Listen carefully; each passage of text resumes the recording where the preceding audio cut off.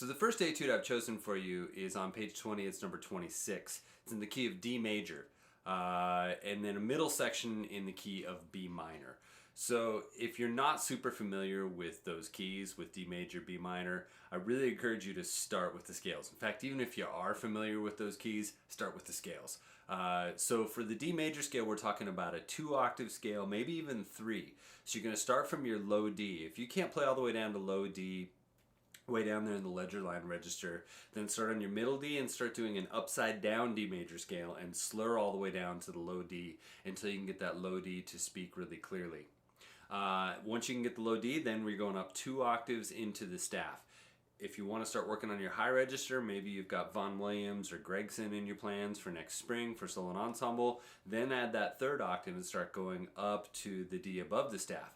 But for what we're doing right now, the most important octave is going to be that one going down towards your pedal B flat and going up into the middle of the staff. So 2 octaves minimum on that D major scale. With the B minor scale, you can start the B below the staff and go all the way up to the B above the staff for a 2-octave scale. If you want to add the 3rd octave here, if you're playing C tuba, it's not too bad. Although you're going to have to cross your pedal break to go to the 2nd valve pedal B and then going straight to everything down on the C sharp. If you're playing a B flat tuba, getting that pedal B is really tough. You're going to have to use a false pedal, probably use 2 and 3 fingering, kind of fish around there until you can get a pedal B to sound. But that'll be the false fingering for it. But if you're working on these scales, really make sure that you're playing them smoothly, playing legato up and down, and if you can do it in one breath up and down, it's even better for really smoothing things out in your embouchure and in your aperture. The style of this etude is a little bit different. This is not a style we play in as tuba players very often. It's called a mazurka. It says tempo di mazurka at the beginning. Now mazurka is a Polish dance. They were made famous in classical music by Friedrich Chopin. And he wrote several sets for solo piano. So if you go to Spotify, Apple Music, YouTube, whatever your source of reference recordings is, just type in Chopin, it's Chopin, and mazurka. You can see it spelled for you there right on the music. And start listening to some of these for this style. Now, some things that the pianists are going to be doing differently. You're going to hear a lot of them double dot, that dotted 8/16 rhythm. And I don't think you're going to be able to get away with that in an audition setting. So, let's keep those dotted 8/16 pretty strict as you're playing them. You're going to play them stylistically, but don't double dot them. Also, you're going to notice they're playing with a ton of rubato and really kind of playing with the time. Most solo pianists have a lot of freedom to do that, and I think since this is an audition setting, you may not have that. But what I want you to hear from those recordings is the style and also how they vary articulation. I think a lot of times we think of articulation being kind of one-dimensional. Is this piece played short or is it legato? Am I going to play mostly staccato or legato? And here what you're going to hear is you've got some really heavy articulations. So beat 1 is almost kind of a pesante and an accent. And then when you have the dotted 8/16, especially, which often happens on that downbeat, you're going to play real heavy, and then you have to be light and precise on the 16th note. And that's a skill that not a lot of us have. Where it's probably going to get you the most, measure 15 and 16. That's where I had some trouble with that. Bim ba ba, bim bum ba bum. Getting that 16th note to really sound clear, really sound clean, and then also get to the low note that follows it in a clean way. But don't make it sound so heavy that you lose the sense of style. So it's a musical challenge that's really going to bring out the technical challenge of this etude for you on the tuba. When you get to measures 47 and 49, those are worth a little bit of an extra look. For most of you don't have that kind of technique down in the low register. And even if you have the technique, you may not have the smoothness to really get that legato super smooth. If you're forcing your way down towards G, F sharp, and E, you're really going to have trouble with a spot like this because you're probably going to run out of air and you're probably going to have trouble centering the pitches. And so you're going to have to work on making sure that you're playing nice and easy down there. Now, one of the ways you can do that is you can buzz it on the mouthpiece. And so just playing these phrases themselves, you can just take the music right out of the piece and buzz it on the mouthpiece. Now, if you can't buzz that low, you're going to have to start up a little bit higher. And what you can do is use glissandos and just kind of smoothly buzz down until you can buzz lower and lower into the register. If you can play with a good buzz in this register, it means you're playing a little bit more efficiently, that you're actually using the resistance of the lips to hold back the air instead of blowing past the lips and trying to use the resistance of the mouthpiece or the resistance of the instrument. instrument. And that's just a losing battle on tuba. Trying to use the resistance of the instrument and the lead pipe against you, especially in this register, just isn't going to work. So you have to balance the airflow you're using with resistance that you're providing at the lips. And that's kind of a new form of thinking about how we blow on the tuba. Most of us overblow as we go into this low register. So that's just one spot that's probably going to challenge you in that area. Now, when I talk about mouthpiece buzzings, you know, this is a new time for us. So if you're in a shared practice space, whether that's at home or at school, and you're doing some mouthpiece buzzing, or, you know, especially if you're gonna use one of these things, okay, it's a spit fest. And we've always known that. I guess it's always been kind of gross, but right now we're really thinking about that with COVID-19. So if you have a shared practice space and you're going to do some buzzing or some buzzing on the rim, or, you know, maybe you do some free buzzing, make sure that you're keeping a little thing of disinfectant wipes with you, or a little bottle of disinfectant and some paper towels, so you can wipe down the music stand, wipe down the area where you've been practicing before another person uses that. Just something I thought we should all be thinking about as we're doing this, and especially if I'm going to encourage you to do some mouthpiece practice.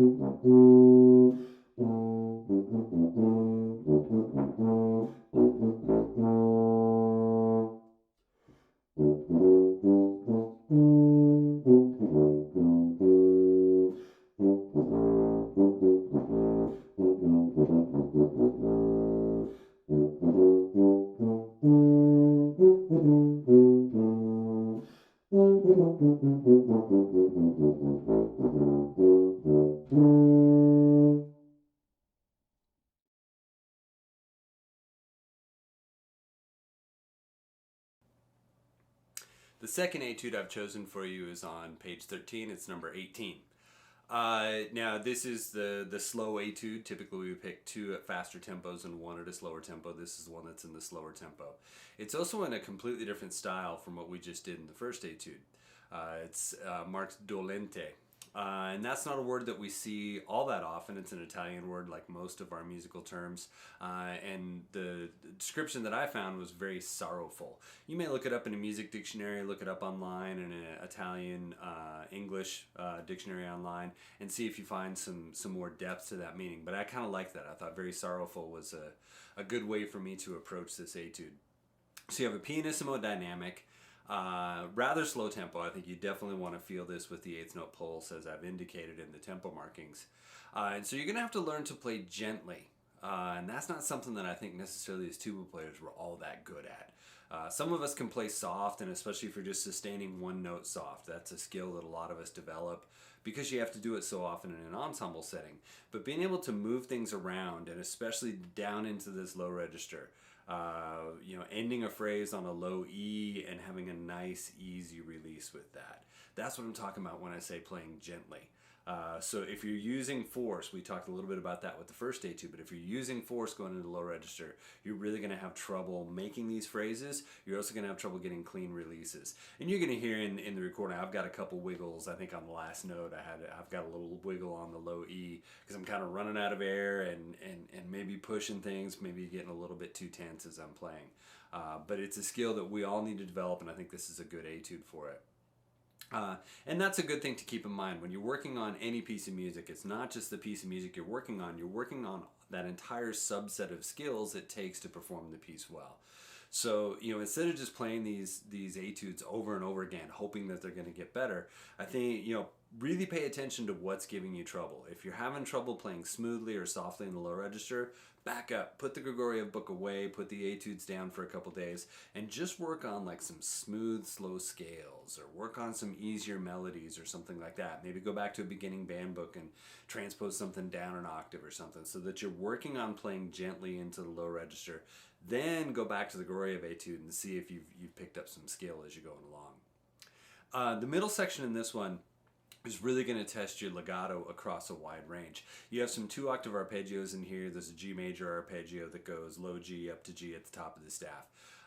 If that's not a skill that you work on a regular basis, first of all, shame on you. Work on it every day. That is such a basic skill for a tuba player, to be able to play from the low register into the middle register and back. We got to have that. You're going to see it in your ensemble skills all the time, and then especially as you get into chamber music or into solo work, you just got to have that kind of flexibility. So really smooth 2-octave arpeggios, that's got to be something that you're hitting every day. And you can use the actual patterns in the music here.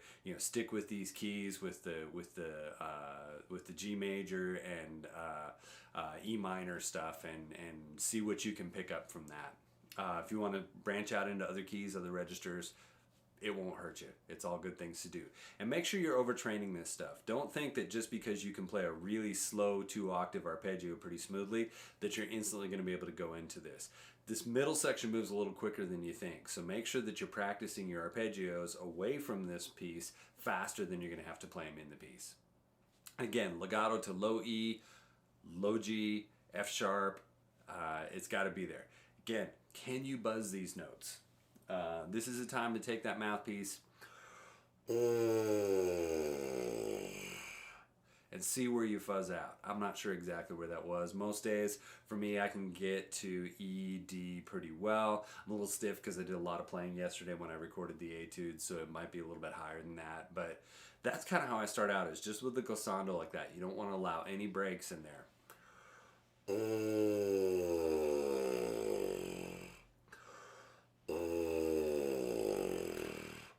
Then when you can kind of get some good low register going, down and back up.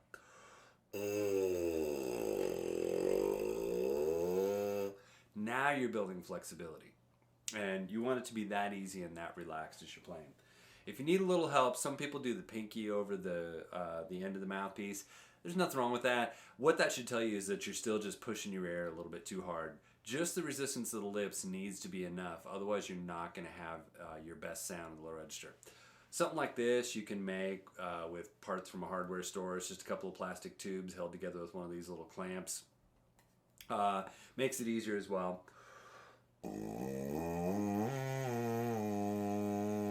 Yeah, so it's a little bit easier to stay on pitch as well, because you've got something that's resonating a little bit. So that's a good buzzing tool, but just using the mouthpiece or just using a rim, I think, works just as well for me. Again, if you're going to do a lot of mouthpiece buzzing in a practice session, make sure you're cleaning up after yourself. But I think it's one of the ways that you can really work on getting this low register sounding good.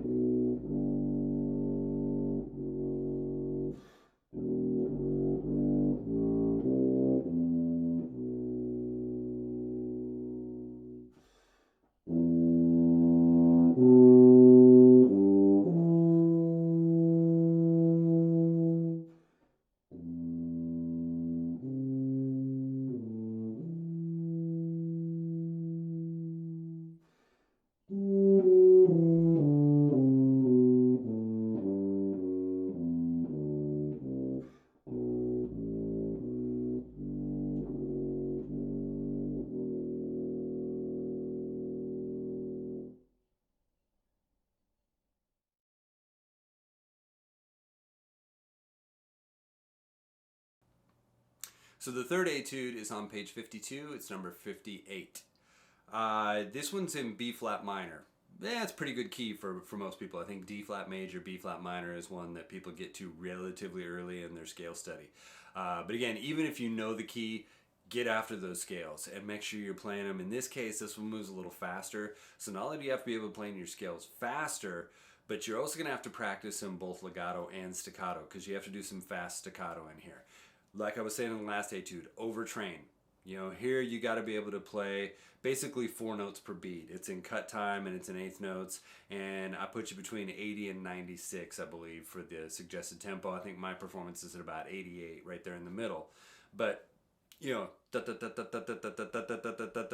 got to be able to tongue that fast, and you got to be able to do it throughout the range of a 2-octave scale or even 3-octave scale. That D flat major is another good one to work on for 3 octaves. But yeah, if you want to be able to play at 96, 4 notes per beat, then probably if you're practicing scales, that means you probably want to be shooting for 108, 112 maybe for being able to play your D flat major, B flat minor scales, so that this doesn't feel difficult. You want this etude to feel easy, so overtrain the technique you're going to need. Boy, a big difficulty with this one is everything happening off the beat. So right from the beginning, bum bum bum bum bum bum bum bum bum bum bum bum bum bum bum bum. Okay, so all of those entrances are happening off the beat. So the first thing you want to do is what I was just doing. Feel the downbeat, sing the part. Make sure that you're hearing it in your head with the correct time. If you need to put a metronome with it, you can do that. Just make sure you're not adjusting to the metronome. Don't chase the metronome, but what you should feel instead is bum bum bum bum when you play bum bum bum bum. When you get to that downbeat, the metronome should be there and you should be like, yeah, that's exactly where I thought that metronome was going to be. Not like, oh my gosh, I have to catch up to that metronome. That means you're not playing in time. You may be playing with the metronome and you may be finding it at every downbeat, but you're not playing in time with confidence, if that makes sense. Okay, so it's kind of predicting where the metronome is going to be rather than chasing where the metronome actually ends up being. Once you can do that, then take it over to the horn and try to play this stuff in time as well. Now, you may hear it in time and be able to sing it in time and not be able to play it in time, and that's an articulation issue. So particularly in this low register, a lot of people over-articulate and overblow. What you have to understand is that the note doesn't start until your lips start vibrating. So if your lips are like really far apart, sometimes we start thinking too big in this register, and we're thinking ta ta ta ta ta ta ta. You know, ta or toe is maybe your syllable. That pulls the lips apart. And if your lips are apart, they can't vibrate. That's one of the most basic things about playing a brass instrument. The one thing that has to happen is the lips have to be close enough together to be able to vibrate. Now, if they're pinched shut, you're not going to be able to get any air through and you're not going to get a sound. You're just going to get a kind of pinched bad sound. So there's a balance there. But most of the tuba players I work with are playing way too open and blowing way too hard as they get down to the low register. So make sure that you're thinking about when you want that note to start, it starts at the lips. That doesn't mean you don't tongue. You know, very few people can tongue straight from the lips. There are a few tuba players who I know who can do that. But yeah, what you want to do, whatever you're doing with tongue placement, you know, behind the teeth, roof of the mouth, whatever, it doesn't really matter. The important thing is it's initiating vibration at the lips. You also have some really long phrases in this etude. Measure 21 to 24, that was one that just, man, that one gave me some problems, especially at this forte dynamic. And you'll see in the video, you could tell I'm struggling as I get to the end of it. My wife was laughing as she was watching the video with me because my eyes get really big. You can tell I'm struggling for air as I get to the end of it. I think most of you should be able to do it, particularly at these tempos, without having to drop any of those eighth notes and take an extra breath. Now, you never want to sacrifice sound just to make the breath. So if you got to take an extra breath in there, see what you can do to sneak one. But I think challenge yourself to try to play the full phrase. You may need to play a little bit lighter, a little bit softer than you had originally planned, but really try to get to those to the ends of those phrases. What you'll probably find is if you start out legato, it's going to be easier to make the phrase legato because we waste a lot of air when we articulate. You know, again, that's that over-articulation. You're putting this puff of air that's going straight through the lips and isn't turning into sound. And so instead of all of the air in your body turning into vibration, you got these little puffs on every note that's just going straight through the lips. And first of all, it's going to make you sound late. Second of all, it's just not good articulation. Third of all, it's wasting air. So start out legato, play the whole phrase slurred, then start doing a very light staccato. Now, that may not be enough space for you, or you may want more definition on the notes. So gradually increase the space, gradually increase the definition at the front of the notes from legato until you get to where you want to be. But start from legato because it's going to be more efficient and a little bit easier to kind of keep everything together. Again, fundamental skills. Can you play in the low register? Can you get clean articulation at this tempo on scale-like passages? Can you play in the low register forte and still have clear sound and still have clear articulation? That's so much of what's being addressed, I think, in these etudes, and that's why I chose them. So I hope you enjoy working on the 3 etudes I chose for you. I hope it's musically rewarding for you. That was a really important thing for me, and I hope it challenges you in some new ways and to develop some new skills that maybe you didn't have before. I wish you the best in your practicing over the next few months on these and through the auditions that are coming up for you, and I hope to see some of you in February in San Antonio. Best of luck to you and best wishes for a great fall semester.